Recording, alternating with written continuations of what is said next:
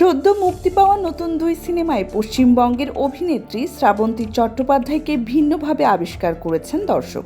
সিনেমায় আইটেম গান ও অন্তরঙ্গ দৃশ্যে দেখা গেছে অভিনেত্রীকে। সম্প্রতি পশ্চিমবঙ্গের দৈনিক আনন্দবাজার পত্রিকার অনলাইন সংস্করণে দেওয়া সাক্ষাৎকারে এ প্রসঙ্গে কথা বলেছেন শ্রাবন্তী। আড়ি ও আমার বস দুই ছবিতে আকর্ষণের কেন্দ্রে রয়েছেন শ্রাবন্তী। অনেকদিন পর আড়ি ছবিতে আইটেম গানে নাচলেন শ্রাবন্তী। ইতিমধ্যে শ্রাবন্তীর ডাকাত পড়েছে আলোচিত হয়েছে সামাজিক যোগাযোগ মাধ্যমে। পাশাপাশি আমার বস ছবিতে শ্রাবন্তী ধরা দিলেন সাহসী দৃশ্যে। অভিনেতা শিবপ্রসাদ মুখোপাধ্যায় ছবিতে শ্রাবন্তীর অন্তরঙ্গ মুহূর্ত নিয়েও আলোচনা হচ্ছে। তাকে পর্দায় এর আগে এমন দৃশ্যে দেখা যায়নি।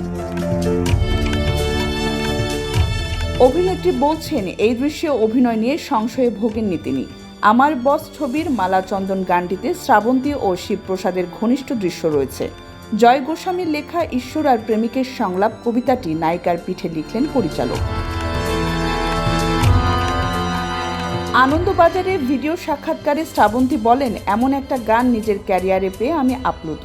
শুধু তাই নয়, কাজটা করার সময় এক ফোঁটা অস্বস্তি হয়নি। আসলে পেশাদারদের দিয়ে পুরো কাজটা করা হয়।